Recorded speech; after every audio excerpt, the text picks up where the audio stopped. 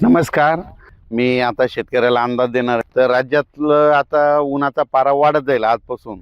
पण रात्रीच्याला थंडी देखील राहणार आहे. रात्री 11 ते सकाळी 7 वाजेपर्यंत चांगली थंडी जाणवणार आहे. म्हणून हा महाराष्ट्रातल्या सर्वप्रथम शेतकऱ्यांनी अंदाज लक्षात.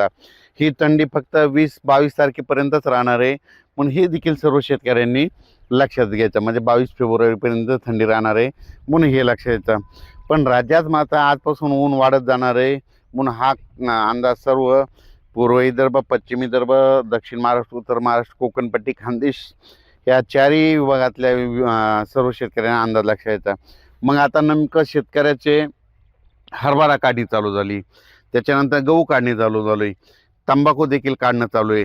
तर त्या सर्व शेतकऱ्याला सांगू इच्छितो की दरवर्षी काय असतं, मी म्हणत असतो ना, दरवर्षी महाराष्ट्राच्या बाजूला म्हणजे महाराष्ट्र, गुजरात, राजस्थान, मध्य प्रदेश, उत्तर प्रदेश, इकडं छत्तीसगड ह्या दरवर्षी काय असतं, 22 फेब्रुवारी ते 10 मार्च दरम्यान ह्या 4-5 राज्यामध्ये काय असतं, गारपिटीचं वातावरण दरवर्षी असतंय.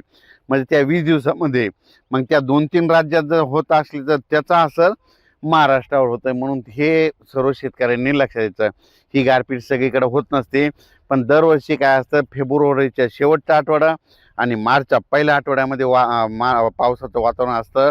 म्हणून शेतकऱ्यांनी काय करायचं, 22 तारखेपर्यंत ज्यांचा गहू, तूर, कांदा काढणी असलं तर 22 तारखेपर्यंत तुम्ही काय करायचं, काढण्याची तयारी ठेवायची. कारण की काय असतं, नंतर फेब्रुवारीच्या शेवटच्या आठवड्यात वातावरण खराब होतंच. म्हणजे ह्या 2-4 राज्यामध्ये काय होतं, मध्य प्रदेश, राजस्थान, गुजरात त्या भागामध्ये गारपिटीचं वातावरण होतं. म्हणून त्याचा असर आपल्या महाराष्ट्राला होतं. म्हणून हा अंदाज सर्व शेतकऱ्यांनी लक्षात घ्यायचा.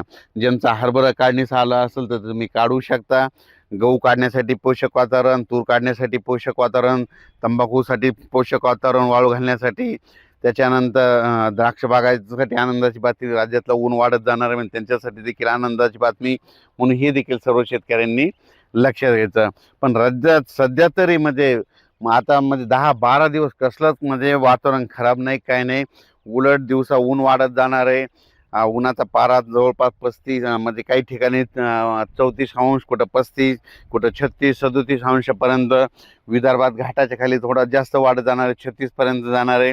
म्हणून ह्या विदर्भातल्या देखील शेतकऱ्यांनी लक्षात द्यायचा. काही भागामध्ये 34 राहील, कुठं 36 अंश सेल्सिअस तापमान राहील.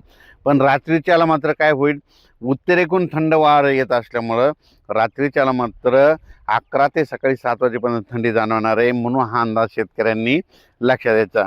आणि बऱ्याच आणखीन शेतकऱ्याचे मला फोन देखील आले की 2026ला म्हणजे दुष्काळ पडणार आहे का. तर परत एकदा सांगतो, प्रत्येक वेळेस सांगणार आहे, 2026ला दुष्काळ वगैरे काही पडणार नाही. फक्त थोडा पाऊस कमी राहील. म्हणजे दरवर्षी जसा पाऊस पडतो जेमतेम सरासरी तितकाच पाऊस पडणार आहे. पिकं चांगले येणार आहेत. म्हणून हे सर्व शेतकऱ्यासाठी आनंदाची बातमी.